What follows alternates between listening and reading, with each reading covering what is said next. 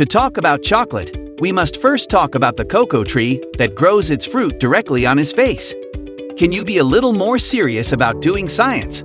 Okay, this magical tree whose fruit grows directly on its trunk likes to settle down near the equator and below 300 meters above sea level.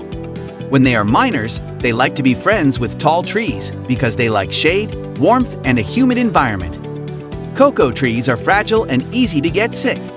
Once a cocoa tree falls ill, after a few weeks, all the cocoa trees in the garden may fall ill. It is said that cocoa beans were first discovered to be related to the Olmec people.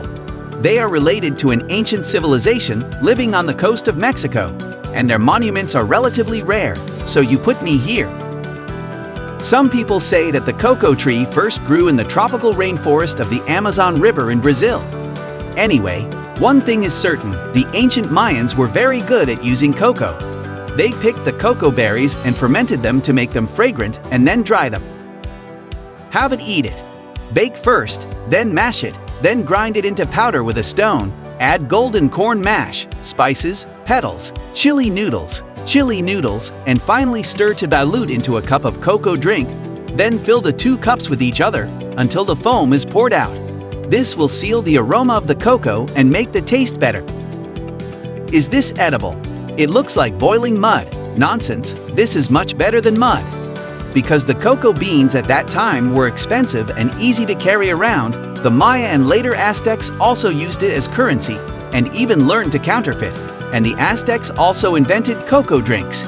They were considered to be a sacred color, often used in weddings, funerals, religious ceremonies. Later, the Aztecs were conquered by the Spaniards and cocoa was also brought to Spain. They improved the formula and added cinnamon sugar, musk and vanilla, etc. to make cocoa paste, and then brewed it into a hot chocolate drink too. It's delicious. This recipe must not be known to others. Finally, this chocolate was taken to Italy by an Italian to the palace, and then to France by her own princess, and then fought with the British at sea. It was thereby discovered by the British. What is this, they said? Is it sheep feces? They are eating goat feces.